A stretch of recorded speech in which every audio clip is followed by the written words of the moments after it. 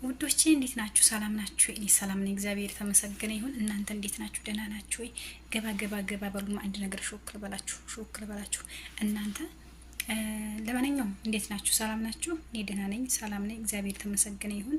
እናንተም በያላችሁበት ሰላም እንደምትሆኑ ተስፋ አለኝ ማለት ነው። እንዴት ነው ዛሬ ነገሩ? እንዴት ነው? አይዋ ጥሩ ነው። አልሙሂም ወደ ወሬ ልግባ ማለት ነው። ድንገራችሁ ማሮቼ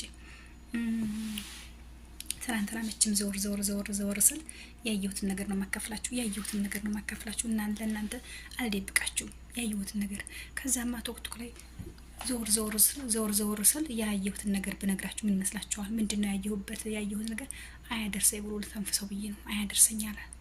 እስኪ ላውራችሁ ብዬ ነው። ከዛ ዘወር ስል የሆነ ነገር አየሁ። ምን የሆነች ልጅ የሆነ ሰውዬ ገብቶ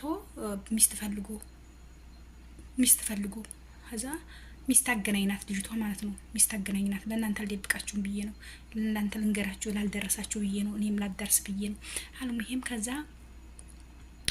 ሰውየው ግብት ሲል ልጆች አሉኝ፣ ሶስት ልጆች አሉኝ ምናምን አለ። ላውራችሁ ብዬ ነው። ልንገራችሁ ያልሰማችሁት እንዲሰሙት ብዬ ነው። ከዛ በኋላ ገባ። 3 ልጆች አሉኝ አለ እና ከዛ ሳናማዛማ ሚስት ፈልጋለሁ አለ። ውዶች ሚስት ፈልጋለሁ አለ። ከዛ እሺ ብላ መስፈርቱን ጠይቀችው። እድሜ ስንት ነው ምናምን እንደዚህ ነገር እንደው ታውት ሌላውን ታውት ይቅርባችሁ። ከዛ እንደዚህ ነገር እየጠየቀችው እያለ እሱ ጉጉት ብሎ የሚጠብቀው ያችን የሚገናኛትን ሴት ነው፣ የሚፈልጋትን ሴት ነው። ሚስቱ ብትልብስ ወይኔ ጉዴ! በቃ ላይ ሚስቱ ብቅ አለች። ከዛ በኋላ ሚስቱ ብቅ ስትል እሱ የልጁን ፕሮፋይል ያውቃል፣ ሚስቱን ያውቃል።